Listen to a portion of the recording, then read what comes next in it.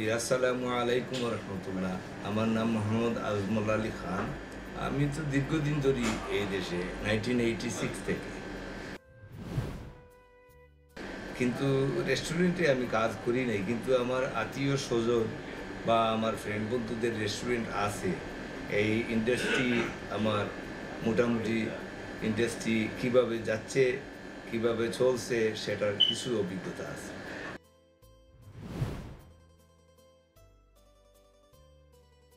একবার ছিলাম, ছেড়ে দিলাম। ওই রেস্টুরেন্টে আমি কাজ জানি না, আমি এই শেফে টেফের কাজ জানি না।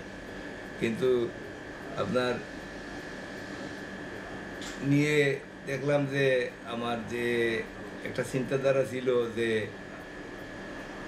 উন্নতি করব, এই উন্নতির জন্য আমি অনেক চেষ্টা করেছি, কিন্তু আপনার পারি নাই। আচ্ছা। যেমন আমি আর এইটা চালানো সম্ভব হয় নাই, বিদায় আমি অন্যকে দিয়ে দিছি।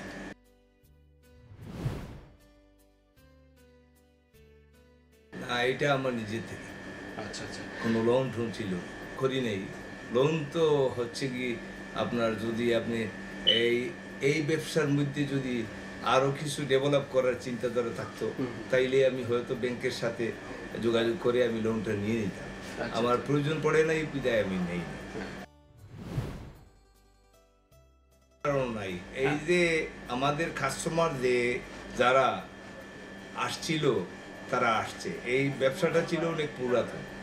তবে আপনার কোনো সময় আমি জিজ্ঞাসা করেছি, তার বাবাও খেয়েছে রেস্টুরেন্টে, পরে ছেলেও খেয়েছে, ছেলের ছেলেও খেয়েছে।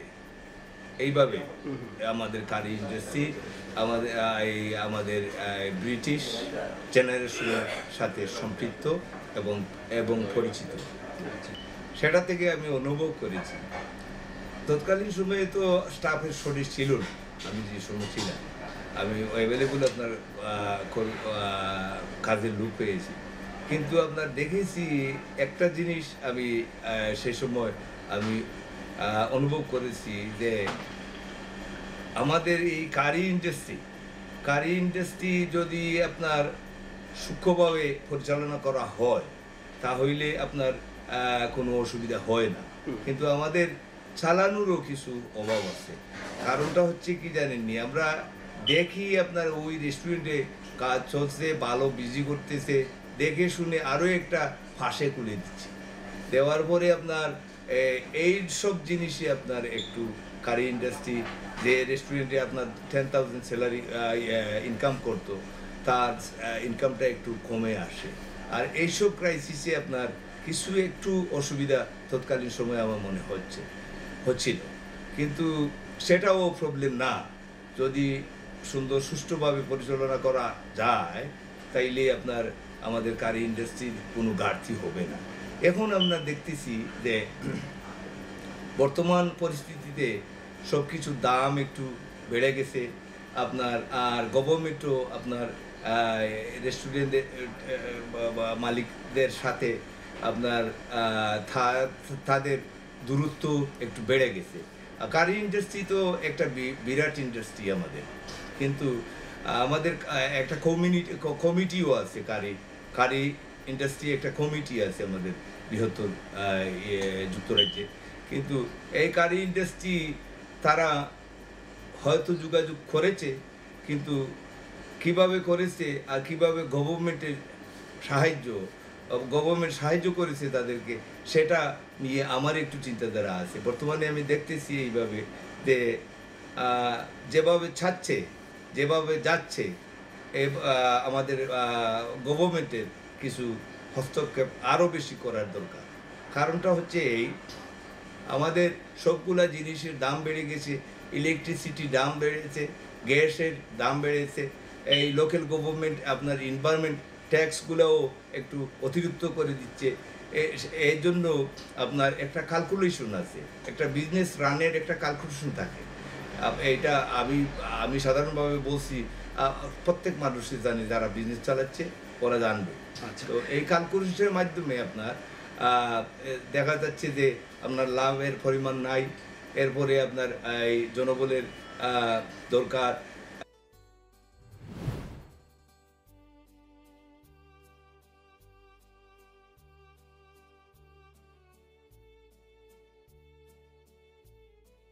আমার পরামর্শটা এটাই থাকবে, সে প্রথমত অবস্থায় যদি বিজনেস কারি ইন্ডাস্ট্রি করতে হইলে আপনার প্রথমত অবস্থায় যেই টাউনে করবে সে টাউনের পপুলেশন দেখতে হয়। পপুলেশনের মধ্যে সবাই তো আর আপনার ইন্ডিয়ান কারি খায় না। এই এই আপনার পপুলেশন হিসাব করে আপনার আদমশুমারি সে হিসাব করে দেখতে হবে আপনার তার ব্যবসা চলবে কি চলবে না। যদি আপনার 10,000 পিপুল থাকে আর রেস্টুরেন্ট থাকে আপনার 10টা, তাইলে তো আরও একটা করলে সে সাফার করবে। প্রথমত অবস্থায় দেখতে হবে যে এই জায়গার তার রেস্টুরেন্ট যে ফুডটা সে সাপ্লাই করবে বা প্রোভাইডিং করবে সেই ফুডটা খাওয়ার মানুষ আছে। একটা জিনিস আমি খেয়াল করছি, আপনার এই যে রেস্টুরেন্টগুলো করে ওরা তো বিজনেস থিওরিতে করে না, ওরা তো উৎসাহ এইভাবে জাগে যে ওই রেস্টুরেন্টে বিজি করতেছে আমি একটা খুলে দিব, এইভাবে খুলে।